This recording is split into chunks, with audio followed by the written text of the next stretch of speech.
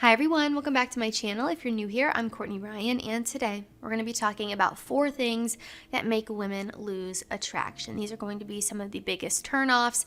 These are things that I've heard women tell me before. These are things that I've seen a lot online, and just generally I think 4 of the biggest things that make a woman lose attraction for a man. I think that a lot of the things on this list, or if not all the things on this list, not only make a woman lose attraction, but also end up negatively impacting you guys when you do them anyway, regardless of if it involves women or not. So that's kind of the direction I wanted to go with this video. I know the comments are going to be kind of all over the place on this one. People will comment before they watch, and I really just wanted to start off by clarifying that. Again, I don't think these are things that you should be doing. I don't think they're beneficial to you or the people around you. So let's get into it. Number 1 is a lack of control or being too passive. A man who has no control or ownership or accountability over his life is a huge turnoff to women. I know that's going to rattle some of you, but I'm really, again, trying to be honest, regardless of if you want to hear that or not. Women like a confident guy who can lead, who can be a little bit more direct and dominant, and someone who makes her feel secure. You've probably heard that a million times. I want to feel secure. Women want to feel secure. And I know you're probably tired of hearing that, but it's incredibly true, especially when we're talking about what women look for in a partner. Making decisions, sticking to them, having your own opinions, not being so passive all the time, or, being a pushover, or just agreeing to do whatever she says. I know social media sometimes makes it seem like women just want a little puppet or rag doll to control and make them do whatever they want, but this is in fact not true. Women like a man who is a leader, plain and simple. When you have a lack of control over your life, or you're just incredibly passive, it can make you seem like you're not confident, like you're insecure, like you're not sure of yourself, like you're not confident in your abilities or your decisions or your actions. And this is just a turn off to women, plain and simple. And this is why I encourage all of you to be confident in yourself, the direction you're going. Write down your goals, write down what you want and what you need to do to get there. Have a purpose for your life. I mean, I've done so many videos that cover this a lot more in depth, so I won't go super in depth here today. But if you're interested, I will link some of those videos down in the description for you guys to check out.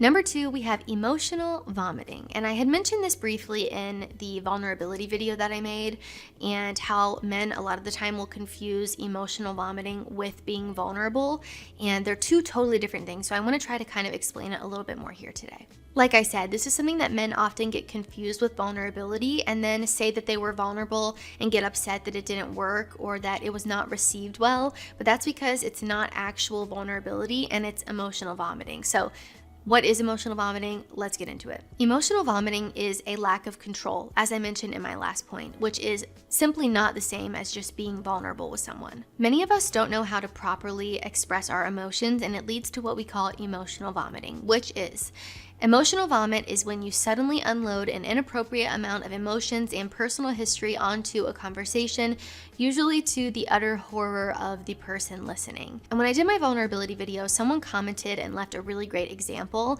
And instead of creating something new, I decided to just share these examples with you because I think they really help explain it and paint things in a clearer picture. So, example 1 is actually being vulnerable. It says, you work at a job, and one day you mention that sometimes you feel like your soul is telling you to quit and pursue woodworking, which has been a lifelong passion and hobby of yours.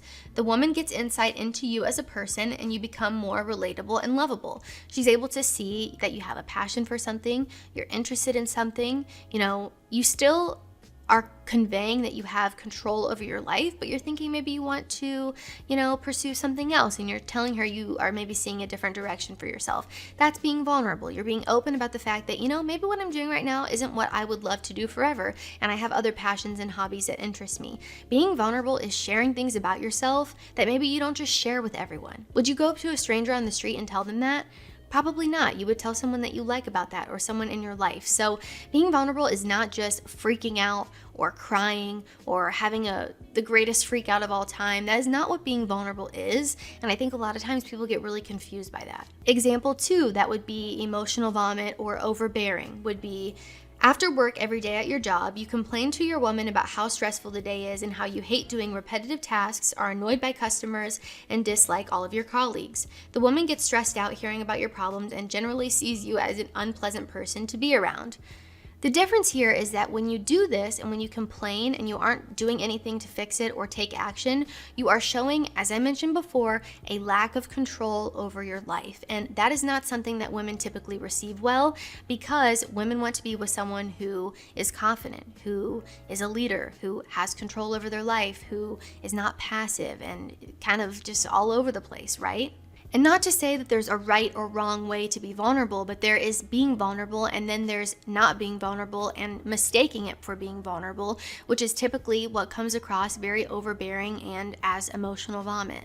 And then on the totally opposite spectrum here, being vulnerable to just be manipulative or to say that you were vulnerable with someone is not actually being vulnerable. That's just trying to trick someone or being manipulative. So that's a whole different story. If you constantly need emotional support from the girl that you're dating, that's not being vulnerable. It's a matter of not having the tools you need internally to fix your own issues and relying on that person to take the burden and brunt of your problems and try to fix them for you, which is going to be a huge turnoff to women. So I know this is kind of confusing, but I really hope that this helped paint a clearer picture and show you guys the difference. Number 3, which kind of stems from the last point here that I made, is clingy and needy behavior, which is a surefire way to kill attraction. Leave a little bit of room for imagination and mystery, guys. This is nothing new here. If you've been around on my channel, you've heard me say this a million times before. I've done entire videos about how to not be needy and clingy, how to know if you're being needy and clingy, and what you can do to fix it. And I'm mentioning it again here today because I just want to reiterate the importance. This shows insecurity, low self-esteem, and overly seeking someone else's approval or validation. Maybe you're blowing up her phone or wondering what she's doing 24/7. And that's just an example here, but if she hasn't replied to your message, the worst thing you can do is be overly needy and clingy and blow up her phone. It makes you look bad and incredibly insecure, which we don't want to be doing. And a pro tip here is if you have time to be obsessively talking to someone all day, you need to find something else to do. This could also look like being incredibly distrusting, again, worrying about what she's doing all the time. Being overly distrusting or jealous when someone hasn't given you a reason to be will actually push your partner even further from you, so it does the opposite of what you're going for. You might also find yourself really rushing things if you're being needy or clingy with her. If you've been on 2 dates and already asked her to be your girlfriend, slow it down, partner. Rushing things doesn't do you or the other person involved any favors. In fact, it often just makes things worse and sends her running for the hills. There is truly no need to rush, and when we put a time constraint on something, it causes us to panic. It creates unnecessary pressure and stress and just an overall negative result. So I know I just gave a couple examples. I think those are some of the most common ones I see with men who are being needy or clingy. But overall here, I would say work on building your self-esteem and your confidence and creating secure attachments. Number 4, no purpose or your life revolves around her. The clingy and needy point leads me into this one. Having things that you enjoy on your own are incredibly important, especially when you're in a relationship with someone. This helps you create a more fulfilling, happy life on your own without relying on someone else for that. The person you're with should enhance your life and enhance your happiness, not be your life or be your happiness. We do not want to have the scarcity mindset. We want to approach dating with an abundance mindset. Going into dating with this scarcity mindset does not do you or the person you're dating any favors. I've also done some videos about this if you want to learn a little bit more about it and how to avoid it. And it seems like women would like the fact that you're making your life revolve around her, but I promise you they don't. Women like a guy who has his own life and his own things going on and isn't being needy or clingy or following her around like a little Pokemon or puppy dog. Your life should just simply not revolve around another person, and if it does, it's a huge turnoff.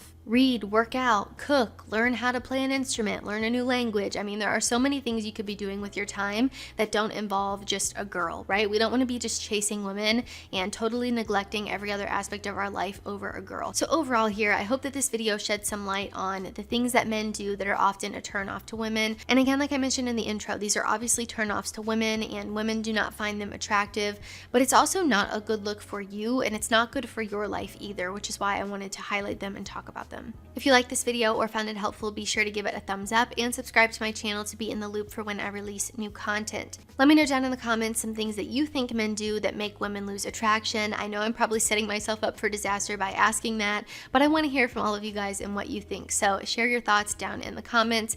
If you haven't already, be sure to follow me over on Instagram at Courtney Christine Ryan. I love connecting with all of you guys over on there as well.